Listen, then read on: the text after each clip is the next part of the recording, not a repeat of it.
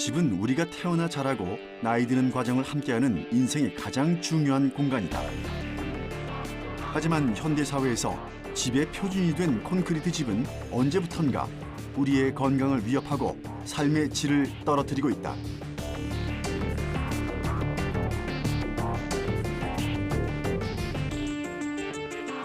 유해가스가 지금 나오는데 지금 마시고 있는 거잖아요.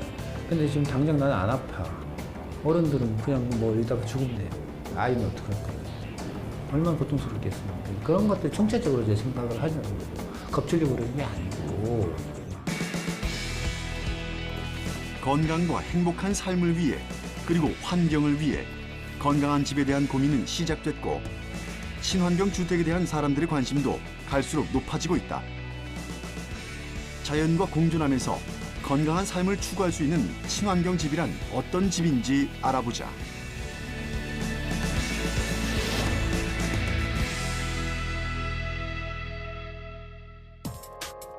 신축 아파트나 건물에 입주한 후 새집 특유의 냄새나 각종 화학물질로 인해 고통을 호소하는 경우가 종종 있다. 이른바 새집 증후군이다. 새 것들로만 갖춘 새 집일수록 건강에는 취약한 셈입니다. 새집 증후군은 건축 자재나 벽지에 포함된 유기 화합물질이 밖으로 배출되면서 각종 질환을 일으키는 현상을 말한다. 그렇다면 새집 증후군을 예방할 수 있는 방법은 없는 것일까? 서울시 구로구의 한 신축 빌라. 요즘엔 과거에 비해 품질 좋은 자재 시공으로 새집 증후군이 많이 줄어들고는 있지만 100% 안심할 수만은 없다.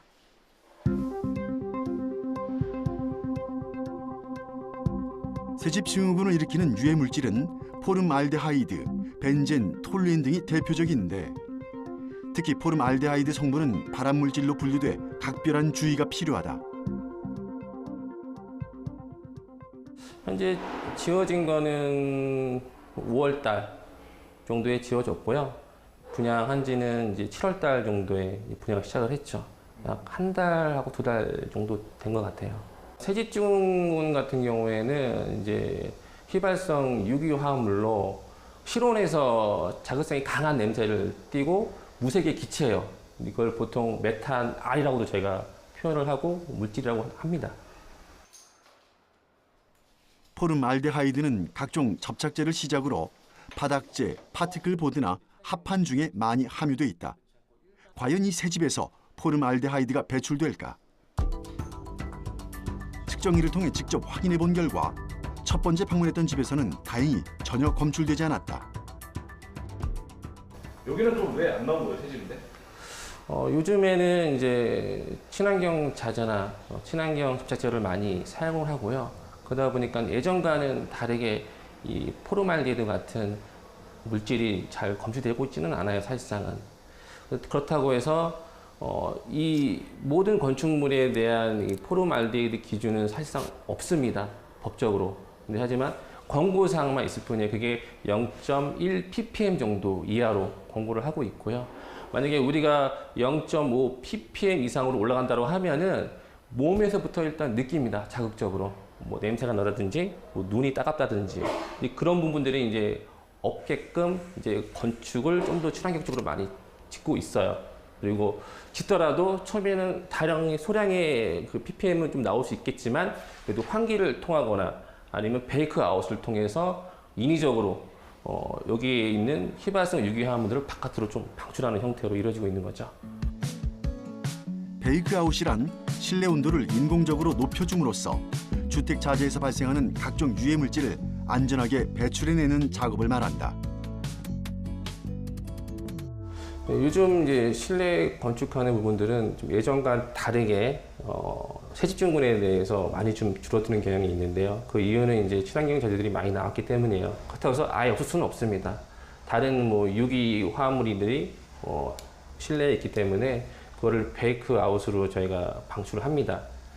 그거에 하는 방법은 뭐 창문을 닫고 그리고 현관문을 닫고 그다음에 안에 있는 모든 가구들을 열어놓은 상태에서 보일러 온도를 35도에서 40도까지 방을 뜨겁게 달굽니다. 그 다음에 6시간 후에 와서 창문을 열고 현관문을 열어서 방출시키죠. 근데 이거는 한 번에 끝나는 것이 아니라 2번, 3번 반복하시면 좋습니다.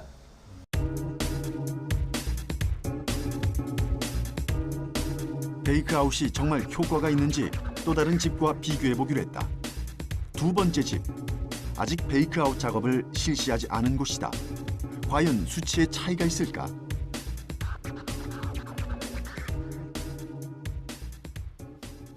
한국토지주택공사의 시험 결과를 보면 베이크아웃을 했을 때 포름알데하이드가 약 49% 이상 줄어드는 효과가 있었다고 한다.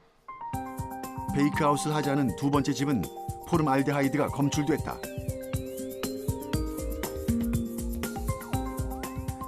(0.44 ppm) 정도면 우리가 몸으로 느꼈을 때 눈이 따갑거나 냄새를 나는 정도의 수치라고 볼 수가 있어요. 근데 왜 밑에는 안 나오고 여기는 나온 거예요? 여기는 아직 저희가 베이크아웃을 진행을 하지 않았습니다. 또한 환기도 진행하지 않았어요. 근데 우리가 분양을 시작을 하면은 베이크아웃도 진행을 하고 환기도 진행을 합니다. 그러면 이 오염 수치가 떨어질 수 있죠. 많이요. 우리나라의 경우 미국, 일본 등 선진국과는 달리 실내 화학물질의 농도에 대한 환경 기준이 없고 유럽, 일본의 허용 기준치의 4배에 해당하는 오염물질이 배출되는 것으로 추정되고 있어 많은 사람들이 엄청난 피해를 보고 있다. 서울의 한 아파트. 오래된 아파트 내부 자재를 친환경 자재로 바꾸는 리모델링 공사가 진행 중이라는데 소비자들이 친환경 인테리어에 관심을 갖는 가장 큰 이유는 가족의 건강 때문이다. 네, 여기가 지금 현재 한 25년에서 30년 정도 된 아파트이고요. 지금 여기 공사를 의뢰하신 분은 지금 집사람분이 임신을 하셔가지고 발암물질하고 이제 아이들이 이제 컸을 때 아토피 이런 것들 때문에 저희한테 공사 의뢰가 지금 들어왔고요. 그래가지고 저희는 그거에 대해 최대한 친환경적인 제품을 사용해가지고 이제 그런 아토피나 뭐 이런 거를 예방하는 차원에서 저희가 공사를 진행하게 되었습니다. 병든 집 증후군으로도 불리는 헌집 증후군. 노후된 건물에서 나오는 오염물질로 호흡기 질환이나 천식, 아토피 피부염을 유발하는 등 새집 증후군 못지않게 질병에 노출돼 있다. 해체된 건축 자재에서 유해 물질이 발견됐다. 지금 예전에 저희 그 아파트 자체에서는 이렇게 골조가 쓰고 단열재가 있고 이렇게 석고 마감이 되어 있어요. 그래가지고 석고 위에는 타일이나 도배 같은 거를 하기 위해서 석고를 이렇게 치는데 이제 중간에는 단열재가 있는데 지금 이 단열재는 오래된 거고요. 지금 이거는 성면이라고 보통 얘기들을 많이 하고 이제 발암 물질이 굉장히 많이 포함이 되어 있어서 폐기물 처리장에서도 지금 잘 받지 않고 있는 추세입니다. 성면은 세계보건기구 산하 국제암연구소에서 지정된 1급 발암물질이다. 가루를 마시면 폐암이나 폐염증을 유발할 수 있고 늑막이나 흉막에도 악성 종양이 생길 수 있다. 이 같은 이유로 2009년부터는 성면이 함유된 건축자재 사용이 전면 금지됐다. 하지만 학교와 아파트 등 오래된 건물에는 여전히 남아있는 상황이다. 이런 것들이 옛날 아파트는 다 있어요. 그쵸. 옛날 아파트 90% 이상은 다 있다고 보시면 됩니다. 벽, 천장 등 실내 마감을 위해 사용한 건축자재인 석고보드. 과거에 많이 사용했던 일부 저렴한 석고보드는 발암물질로 분류되는 라돈의 주범으로 꼽히고 있다. 벽지에 사용하는 접착제도 실내 공기를 오염시키기 쉽다. 공사를 하다 보면 이렇게 이제 폐기물이 많이 생기는데 지금 보면은 이런 거 본드나 뭐 이런 석고보드 이런 거 같은 경우에도 지금 기준이 없어요. 기준이 없다 보니 얼마나 몸에 안 좋고 유해한지 지금 뭐 따로 정해진 거는 없고요. 예. 그리고 여기 보시는 것처럼 이거는 이제 도배지인데 유성 도장하고 수성 도장하고 이렇게 나눠져요. 인쇄도 마찬가지고 유성과 수성이 나눠지는데 예전에는 유성 같은 도배지를 많이 썼어요. 그러다 보니 유성 같은 경우에는 이제 발암물질이라든지 뭐 그런 몸에 안 좋은 것들이 많이 이제 포함이 되어 있고 요즘은 이런 벽지들은 쓰지 않고 이제 수성으로 된 이제 몸에 좋은 그런 천연 벽지로 많이 사용이 되고 있습니다. 비단 건강을 생각하는 차원을 떠나서 친환경 자재를 활용한 인테리어는 환경에도 긍정적인 영향을 준다. 아예 설계 당시부터 친환경 주거 트렌드를 고려한 아파트가 분양 당시에도 큰 인기를 끌었다. 다소 비용을 지불하고라도 친환경 건축 자재에 대한 인기가 꾸준히 증가하자 건설사마다 친환경 자재와 친환경 인증 마크를 획득하는 등 다양한 노력을 기울이고 있다. 그 실내 공간의 쾌적성이라든가 건강성 이런 것들이 굉장히 중시되고 있죠. 그러다 보니까 자재는 이제 과거에 콘크리트가 가지고 있는 유해한 요소들을 놓치고 왔었는데 거기서 굉장히 많은 유해가스가 나오는 것들이 이제 뭐 다 공피가 됐고 그렇기 때문에 자재가 친환경적 자재로 서서히 바뀌고 있고 특히 이제 노유자 어르신들을 모시고 사는 집이나 어르신들이 사는 집 내지는 이제 어린아이들이 있는 집들은 이제 휘발성 유기화합물이라고 해서 새집 증후군에서 나오는 여러 가지 유해가스가 안 나오는 자재들로 대체하고 있는 그런 상황들입니다.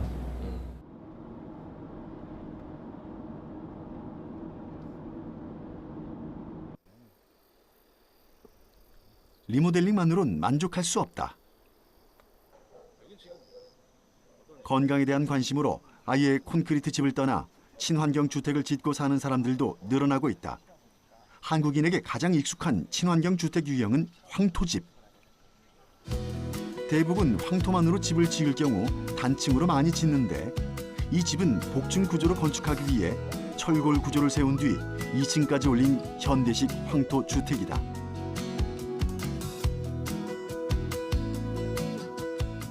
황토 벽돌을 이용해 2층 이상의 건축을 하려면 나무 기둥 이외에 다른 방법으로 철골이나 철근을 이용해 건축하는 현대식 건축법도 접목되고 있다. 또 다양한 방법으로 흙집의 단점들을 보완하는 건축법들이 시도되고 있다. 네, 이 벽을 보시면요.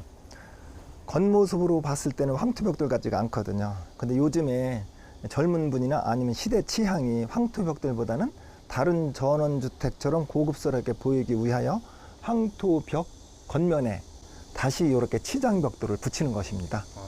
예. 근데 이런 식으로 다른 돌로 마감을 해버리면은 그 황토의 기능이 있잖아요. 예, 예. 뭐 바깥하고 안쪽을 이렇게 서로 숨 쉬어서 뭐 통하게 하는 그런 기능들이 있다고 예. 알고 있는데 예, 예. 그런 기능들을 이렇게 방해하는 거 아니에요? 고유 기능이 있는데 여기를 보시면은 벽면에 틈이 많이 있거든요. 그리고 황토의 틈을 통해서 황토 벽돌에 공기와 습도가 만나고 이 벽돌이 다시 내부와 호흡을 하기 때문에요. 전혀 문제가 없습니다. 그러니까 이런 건 단순히 인테리어 때문에 있는 거예요? 아니면 또 다른 또 기능이 있어요? 빗물이라든가 햇볕에 의해서 변색되는 것 그런 것을 막아줄 수가 있거든요. 황토 벽돌의 단점은 빗물을 많이 맞게 되면은 이제 조직이 약화될 수가 있거든요. 그거를 보호해 주는 게 이런 외벽이 되겠습니다. 기존 황토주택의 장점은 살리고 단점은 보완한 멋진 2층 황토집의 주인은 누구일까? 지금 원래 어디 사시다가 이렇게 내려와서 지금 살게 되신 거예요? 안성 시내에서 살았어요. 아파트에서 한 27년을 살았습니다. 아파트에서 결혼하면서. 근데 이제 그렇습니다. 그러면 여기는 언제 오시게 돼요? 2015년 6월에 왔습니다. 시내에서만 30년 가까이 살면서 숨 막히고 답답하다는 생각이 늘 머릿속을 떠나지 않았다는 부부. 이곳에서의 삶은 어떨까? 혹시 또 뭐 따로 불편하신 점은 없어요? 저는 불편한 거 전혀 없어요. 너무 좋아요. 그래서 그냥 대물림 한다라고 생각하고 대대손손 아주 이쁘게 해서 우리 자손들한테도 다 물려줄 거예요.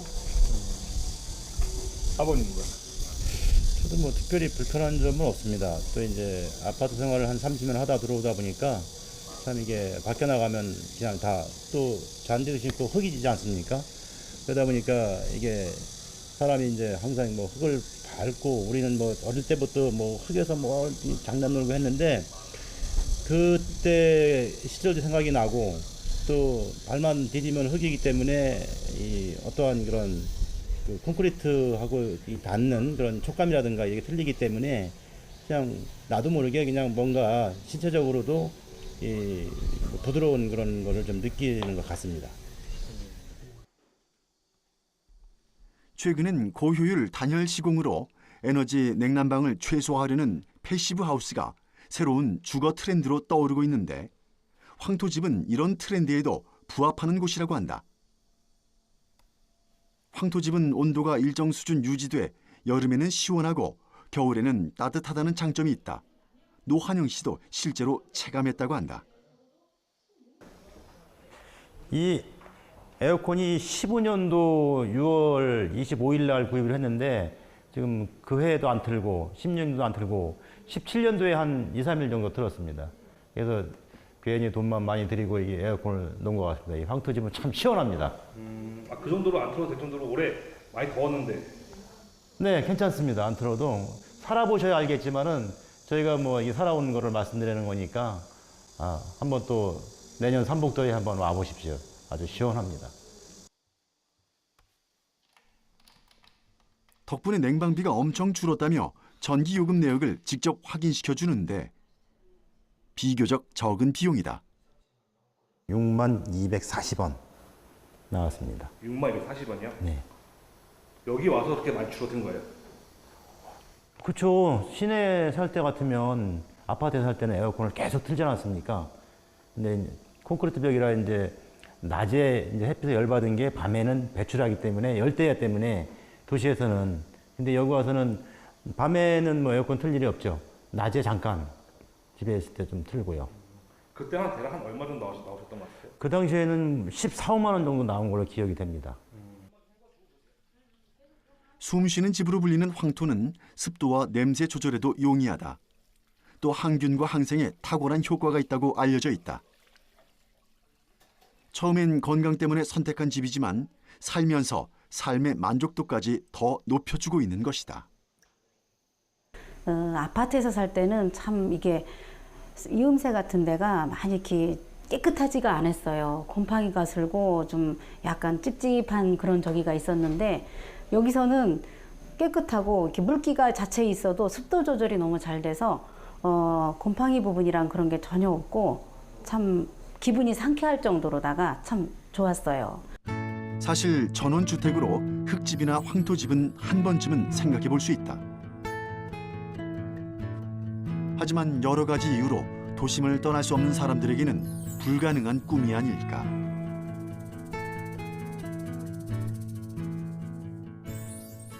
이런 의문에 답해줄 집이 있다고 해서 찾아가 봤다. 서울시 은평구 불광동. 빼곡한 주택 사이에 자리 잡고 있는 이 주택은 어떤 집일까? 네, 네, 어서 오세요. 안녕하세요. 예, 안녕하세요. 여기가 말씀하신 그 흙으로 지어진 집입니다. 예, 흙과 나무를 사용해서 친환경적으로 이렇게 지어진 집입니다. 안에 들어가 보실까요?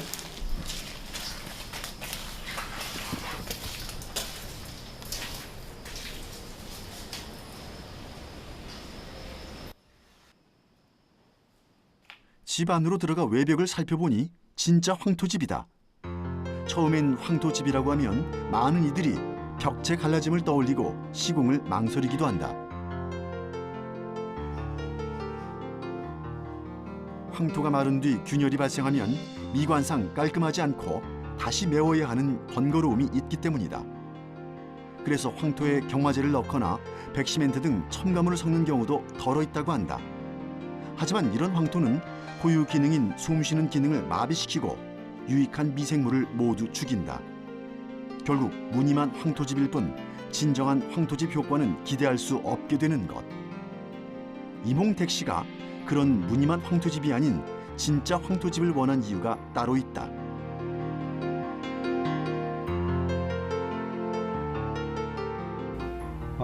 제가 이제 이 동네에 한 20여 년 살았는데요. 요 밑에 이제 저 찻길 근처에서 한 5, 6년 살 때 저희 집사람하고 이제 아들이 있는데 아들은 아토피가 좀 심했고 우리 그 집사람은 천식이 겨울만 되면 엄청 심했어요. 호흡기 꽂을 정도로. 그래서 조금 환경이 괜찮은 데가 있나 이게 좀 몰세 가던 중에 또 이 집을 좀 발견했죠. 그래서 이 집에 좀 살고 있습니다. 그런데 흙집이 춥지는 않을까? 옛날 한옥이나 흙집이 겨울에 추웠던 이유는 각 구조 사이의 틈으로 바람이 새 들어왔기 때문이다. 흙벽 자체의 단열 성능은 나무보다는 낮지만 콘크리트보다는 높은 편이다. 틈이 발생하지 않도록 처리하고 단열재를 시공하면 흙집도 충분히 보온 효과를 누릴 수 있다고 한다. 가족이 이곳으로 이사 온 지도 10년이 훨씬 넘었다. 천식이 심해 종종 응급실 신세를 져야 했던 부인 은남희 씨는 흙집에 산 이후 병원 갈 일이 없어졌다고 한다. 갖은 방법을 동원해도 낫지 않던 아들의 아토피도 고쳤다. 귀촌을 하지 않고도 가족의 건강을 지킬 수 있었던 도심 속의 흙집은 가족에게 가장 소중한 공간이다. 건강을 생각하시면 오히려 좀 더 벗어나 외곽에서 살아도 더 좋으신 거 아니에요? 우리 서울이 행복하는 건가? 물론 뭐 외곽이 좋겠죠. 그럴 수 있으면 좋은데 여러 가지 그 아이들 공부 문제도 있고 또 저희들 생활 문제가 아무래도 도심 속에 주로 이루어지다 보니까 뭐 직주 근접한 데서 어떤 그런 펜션 같은 어떤 시골 같은 분위기를 연출할 수 있는 이런 생각을 했어요. 그러다 보니까 이런 단독주택을 좀 생각하게 되고 단독주택 중에서도 그래도 또 건강할 생각하면은 진짜 황토집을 너무 좋은 것 같고.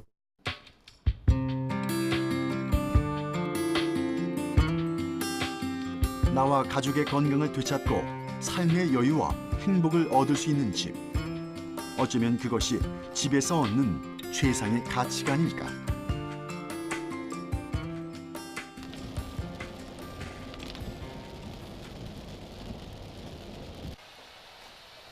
충북 청주시. 궂은 날씨에도 흙집 건축이 한창이다. 바로 황토 벽돌 때문에 가능한 일이다.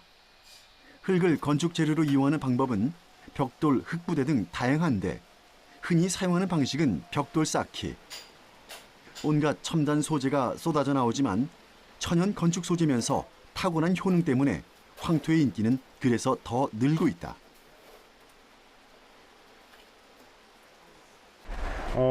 아무래도 이제 그 귀농하시는 분들이나 귀촌하시는 분들 이런 분들이 이제 그 자연 환경 속에서 좀 더 효과를 보기 위해서 이 황토집을 짓는다고 보시면 돼요. 집을 어떻게 짓느냐에 따라 조금씩 다르긴 하지만 대체적으로 85제곱미터, 26평의 집을 짓는 데는 벽돌 약 4천여 장 정도가 필요하다. 단단한 벽돌 형태로 촘촘히 쌓아 올렸다고는 하나 흙인데 구조적으로 안전은 할까? 근데 아무리 그렇게 한다 그래도 어쨌든 흙이잖아요. 그러면 어쨌든 그런 강도나 그런 게 좀 약할 것 같은데 이런 것도 괜찮아요. 어쨌든 집은 좀 안전해야 되잖아요. 그런데 이제 아무래도 황토니까 우리가 이제 흙은 일단 잘 부스러지잖아요. 그렇지만 그래서 이제 외벽 같은 경우는 이제 이 어떤 생석회를 좀 섞어서 그 견고성을 확보를 하고 이제 내벽은 어떤 뭐 비들이침이나 이런 게 없으니까 그 물하고는 관계가 없으니까 내벽은 이렇게 벽돌을 직접 찍어서 전혀 아무것도 섞지 않은 상태에서 흙과 집만 섞어서 이렇게 벽돌을 만들어서 이렇게 쓸 수가 있어요. 황토 벽돌을 이용해 표면적이 넓은 부분을 메운다면 나무를 이용해 건물의 틀을 잡거나 구조적인 강도를 더 높일 수 있다. 목재 부지는 충격과 진동을 흡수할 수 있어서 저항력이 높은 편이다. 다만 목재를 사용할 경우 화재에 대한 민감성이 높은 만큼 불연성 내장재를 선택한다면 화재의 위험으로부터 안전성을 지킬 수 있다. 요즘 이제 우리나라가 이제 지진 안전지대가 아니라고 하지 않습니까? 그래서 집을 수백 년 쓰려면 이 기둥을 이렇게 써주는 게 좋은 거예요. 구조적으로 더 안전에 더 효과가 있죠. 어떤 좀 더 충격이나 그런 거를 그럼요. 이게 만약에 기둥이 없는데 벽이 문제가 생기면 집을 다시 져야 되는 상황이 오잖아요. 그죠? 근데 기둥이 있으면 벽이 잘못돼도 벽 헐어내고 벽체를 다시 쌓으면 되니까. 많은 사람들이 흙집이 비교적 건축비가 저렴하다고 여기는 경우가 많다. 하지만 흙집을 아파트에서와 같은 거주 기능을 갖춘 집으로 지으려면 꽤 많은 건축비가 소요된다. 하지만 시간과 비용, 노력을 들여서라도 건강한 집에서 살고자 하는 욕구는 갈수록 커지고 있다. 콘크리트라든가 이런 거는 다 그 환경 폐기물이잖아요. 그래서 우리가 이 자연을 생각한다, 지구의 어떤 그 환경을 생각한다 하려면 그 자연에서 얻은 그 훌륭한 건축 소재잖아요. 이 건축 소재를, 훌륭한 건축 소재를 이용해서 집을 짓고 그 안에서 살다 보면 자연적으로 건강해진다. 과거에는 한 20년 정도 살다가 집을 다시 리모델링 하거나 새로 짓는 개념이었는데 요즘은 이제 평생 같이 사는 집으로 생각하기 때문에 사회학적으로는 굉장히 중요한 의미를 갖습니다. 이제 한 사람의 일생과 주기를 함께 한다는 차원에서 설계 때부터 굉장히 꼼꼼하게 이제 고려가 되는 부분이 있고요. 기본적으로 집은 이제 과거에 노동 위주의 어떤 사회여서이다가 요즘은 여가와 이제 재충전, 뭐 웰빙, 노아스 이런 것들이 이제 중시되면서 집의 어떤 형태도 바뀌고 집의 의미도 새롭게 새로운 가치로 전환되는 그런 사회라고 볼 수 있습니다. 인천광역시 서구 마전동. 당장 아파트를 떠날 수 없는 사람들에게도 황토 같은 자연 소재를 집안에 들여놓을 방법은 있다. 현실적으로 주거지를 바꿀 수는 없지만 자연 재료를 포기할 수 없는 이들은 친환경 인테리어를 대안으로 삼는다. 이 집은 황토를 주성분으로 한 내장재를 거실 벽체에 시공했다. 이게 보니까 그거더라고요. 황토로 만든. 예, 황토 내장재입니다. 그럼 이 전체가 황토인 거예요? 이 기둥 자체가? 예, 맞습니다. 황토 그 천연 내장재로서 황토가 이제 90%, 그다음에 유기농 볏짚이 10% 그렇게 들어간 천연 내장재입니다. 얼핏 보면 그냥 일반 건축 마감재 같지만 황토 마감 판재다. 생황토 90%와 유기농 볏짚을 주원료로 숙성 혼합해 판재 형태로 만든 것이다.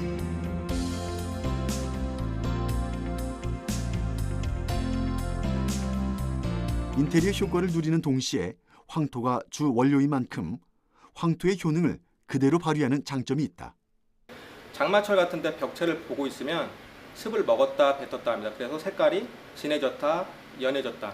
그러니까 천연 가습적인 역할을 한다는 것이죠. 그래서 호흡기 질환 있는 환자들한테도 굉장히 좋고 피부염 있는 환자들한테도 좋습니다. 실질적으로.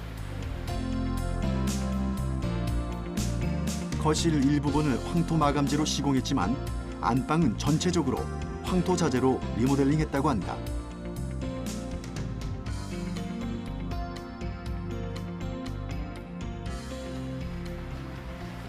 김정남 씨가 이 황토방에 가장 특별한 애착을 갖는 이유는 이곳에서 잠을 자고 생활한 이후로 건강이 좋아졌다고 믿기 때문이다. 황토는 실제로 음이온을 방출하는데 스트레스 해소, 혈액순환 촉진, 피로 해소 등에도 효과가 있다고 알려져 있다. 아침에 이 황토방에서 잠을 자고 나면 너무 몸이 이렇게 날아갈 것처럼 캬하고 또 잠이 푹 자요, 잠을요. 잠이 이제 불면증에 많이 시달린 사람들은 진짜 황토방을 내가 권장드리고 싶어요, 사실. 그 정도로 제가 그 피부도 나았죠. 이렇게 다른 방에 가기가 싫어요. 건물 내부의 벽체, 바닥재, 천장 등의 인테리어 마감재 형태로 사용하면 석고보드와 같은 손쉬운 방법으로 말끔하게 시공되는 장점이 있다.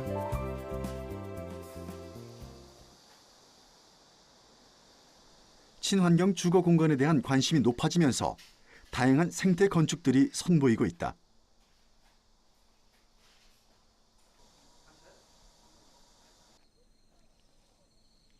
전통 소재인 흙과 나무에 이어 볏짚도 건축 재료로 사용되고 있다. 바로 스트로베일 하우스.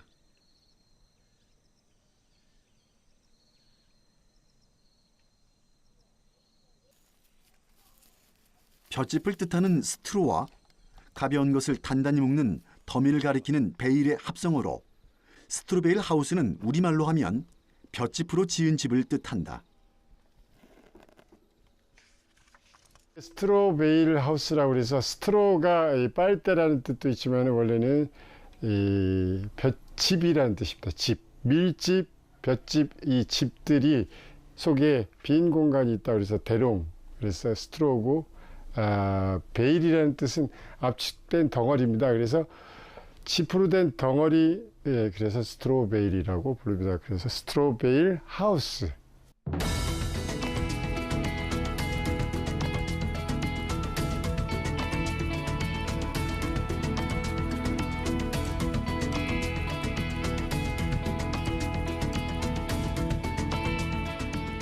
육면체 모양으로 압축한 볏짚을 사용하는데 압축 볏짚은 벽돌과 같은 역할을 한다. 뭉치면 강해진다는 말. 볏짚도 마찬가지. 하나쯤이야 손으로 뚝 끊을 수 있지만 수백, 수천 가닥을 뭉치면 특별한 도구 없이는 안간힘을 써도 끊기 어렵다고 한다. 압축 볏단으로 지은 스트로베일 하우스는 짚을 압축해 강도가 상당한 블록을 쌓아 만든다. 하지만 의구심이 가는 것이 사실이다. 볏짚으로 만든 집이 과연 안전할까? 모든 벽에 다 들어가요, 이게. 예, 모든 벽에 특히나 우리가 바깥 공기와 만나서 이것을 이렇게 소통하게 해주는 벽들, 외부 벽들은 다 스트로베일 이 볏짚이 들어가고 있죠.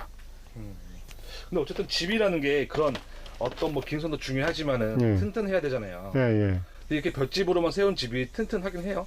예, 이거는 구조하고 상관없이 단열재 역할이다 이렇게 생각하시면 돼요. 그러면은 여기에 그 속에 먼저 들어간 나무 기둥들이 우선 이 전체의 뼈대를 다 잡아주고 여기 있는 볏짚은 단열의 역할이나 습도 조절의 역할을 하고 얘 밖에다가 우리가 미장을 하는 것이 다시 이 집의 구조를 보강해줘서 아주 튼튼한 집이 되죠.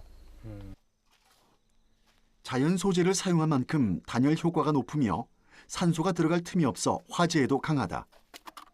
외국의 안전 테스트 결과 스트로베일 하우스의 벽은 섭씨 1000도가 넘는 고열로 2시간 넘게 가열해도 전혀 불이 붙지 않았으며 반대편 벽의 온도 상승은 5도 이하였다.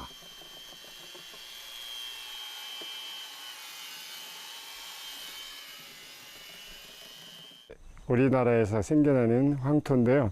이 황토에 볏짚을 좀 섞어서 물 번죽한 상태입니다. 이것이 우리가 볏짚벽에 먼저 1차적으로 발려져서 볏짚과 그 다음에 실제로 두껍게 발려지는 흙벽에 준비를 해주는 이 반죽입니다. 이게 발려질 때 제대로 튼튼한 벽이 되기 때문에 그렇게 해주는 거죠. 이러한 건축 방식은 19세기 말 미국에서 시작돼 서양에서는 20-30년 전부터 큰 관심을 모았고 우리나라에서는 2005년 강원도 영월군 동강변에 국내 1호 스트로베일 하우스가 지어졌다. 벽면을 황토로 미장하는 점에서 황토집과 비슷한 것 같지만 뼈대가 되는 목재 사이에 벽돌 대신 두툼한 압축 볏짚을 다져 넣는다는 점이 다르다.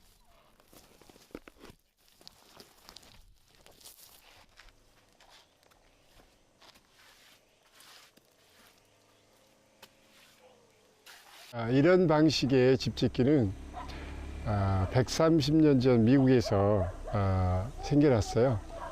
원래는 손목이 볏짚으로 직육면체 압축된 그런 밀집을 사람들이 어쩌다가 집을 짓기 시작했는데 그것이 2차 세계대전 이후에 시멘트에 의해서 자취를 감췄다가 1980년대에 사람들이 주거에 있어서의 그 공해 요소들이 많이 발생되면서 각종 부작용이 생기니까 예전에 지었던 방식을 개혁해내서 이렇게 짓기 시작했고 그 이후로 전 세계적으로 이게 다시 보급이 되고 우리나라에도 2005년에 이게 시작되는데 이 집은 우선은 목조로 골조를 이렇게 사이사이 골조를 세우고요. 요 세운 사이에 그 볏짚 크기 그대로를 원형 그대로를 넣습니다. 그래서 벽이 34cm의 벽이 되고 이 겉에다 흙을 바르는 그런 방식입니다.